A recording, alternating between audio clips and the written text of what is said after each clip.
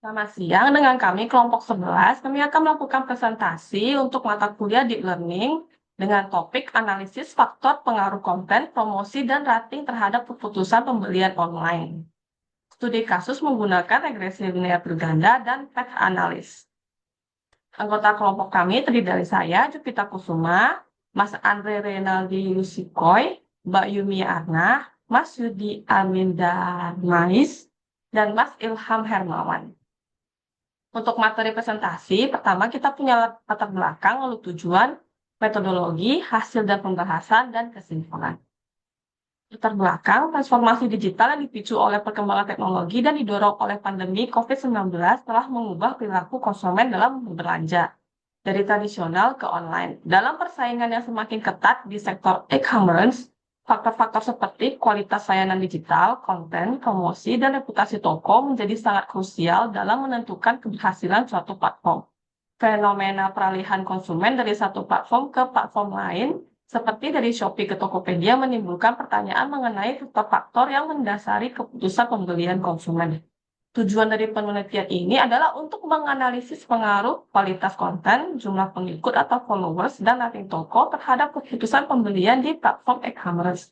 Selain itu, penelitian ini juga menyoroti faktor-faktor yang mendorong perilaku peralihan antar platform. Dilanjutkan oleh Mbak Yumi. Oke, terima kasih Mbak Jovita. Saya akan membahas tentang hasil dan pembahasan penelitian ini. Untuk kriteria inklusi peserta dalam penelitian ini, antara lain adalah pelanggan asal Surabaya yang melakukan belanja online dari rentang umur 17 hingga 50 tahun, proses identifikasi data menggunakan formulir Google, menghasilkan total 120 responden, dikategorikan menjadi atribut jenis kelamin, usia, dan pekerjaan mereka. Next. Dilakukan uji asumsi klasik terlebih dahulu sebelum analisis mendalam. Yang pertama ada uji normalitas. Ini dilakukan menggunakan software SPSS dan menghasilkan nilai signifikansi sebesar 0,2 yang lebih besar dari tingkat signifikansi yang ditentukan yaitu lambda 0,05. Hal ini menunjukkan bahwa data mengikuti distribusi normal atau tersebar seimbang di sekitar rata-rata. Kemudian yang kedua ada uji multikolineritas. Ini menunjukkan bahwa nilai toleransi untuk variabel kualitas konten 0,8, jumlah pengikut 0,950, dan rating toko 0,881, semuanya lebih besar dari 0,1. Selain itu, nilai variance inflation factor belum. Untuk ketiga variabel tersebut juga kurang dari 10. Oleh karena itu, dapat disimpulkan bahwa tidak terdapat gejala multikolineritas dalam model regresi. Yang terakhir dilakukan uji heteroskedastisitas menggunakan SPSS juga. Hasilnya menunjukkan bahwa model regresi tidak menunjukkan pola tertentu dan titik-titiknya tersebar secara acak. Selain itu, nilai signifikansi untuk variabel kualitas konten 0,118, jumlah pengikut 0,887, rating toko 0,966. Seluruh nilai tersebut lebih besar dari 0,05 sehingga dapat disimpulkan bahwa tidak terdapat heteroskedastisitas dalam model regresi yang digunakan. Next. Next, sehingga data regresi bisa dilakukan analisa. Yang pertama ada analisis regresi linear berganda. Di sini berdasarkan data yang tercantum dalam tabel 2, diperoleh persamaan regresi linear berganda sebagai berikut. Di mana Y, yaitu keputusan pembelian, sama dengan 13,074, yaitu intercept. Jika seluruh variabel independen bernilai 0, maka keputusan pembelian bernilai 13,074, ditambah X1, yaitu kualitas konten, kemudian X2, jumlah pengikut, kemudian X3, rating toko. Di sini didapati X1 0,399. Setiap peningkatan satu satuan pada kualitas konten akan meningkatkan keputusan pembelian sebesar 0,399 poin dengan pengaruh paling dominan di antara ketiganya. Kemudian X2 yaitu jumlah pengikut ada di 0,217. Penambahan satu satuan dalam jumlah pengikut menaikkan keputusan pembelian sebesar 0,217 poin. Dan X3 yaitu rating toko ada di 0,053, peningkatan satu satuan pada rating toko akan meningkatkan keputusan pembelian sebesar 0,053 poin. Selanjutnya akan dilanjutkan oleh teman saya. Terima kasih. Selanjutnya akan dilakukan analisis koefisien determinasi sebagaimana yang ditampilkan di tabel 3 hasil dari software SPSS bahwa R square memiliki nilai 0,213, di mana ini setara dengan 21,3%.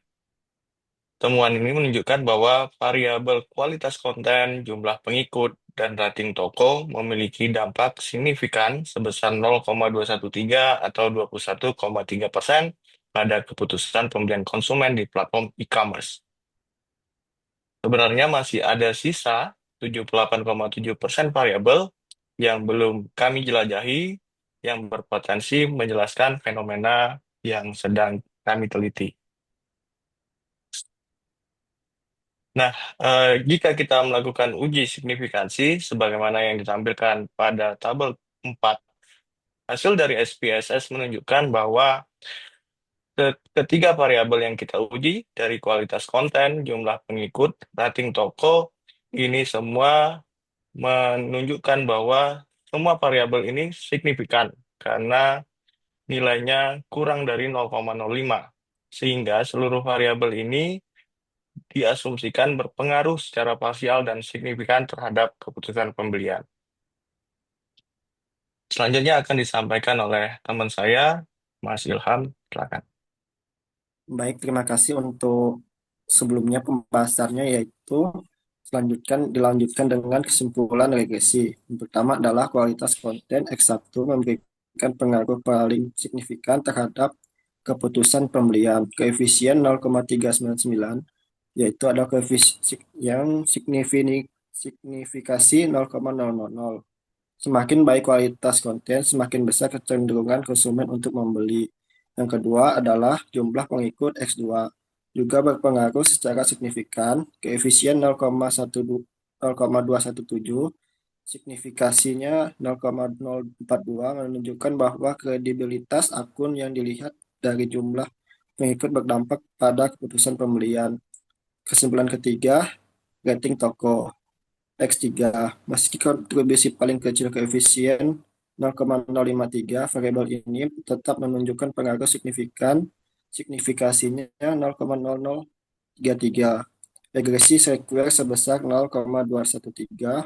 Ketiga variabel menjelaskan 21,3% variasi dalam keputusan pembelian, sisanya dijelaskan oleh faktor lain yang belum dianalisis dalam penelitian ini. Selanjutnya, next.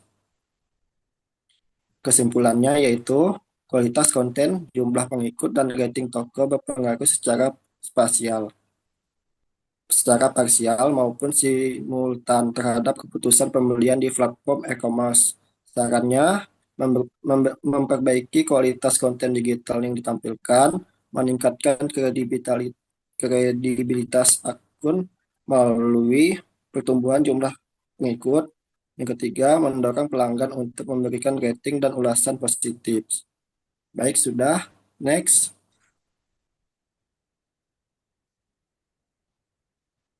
Mungkin itu saja dari kami.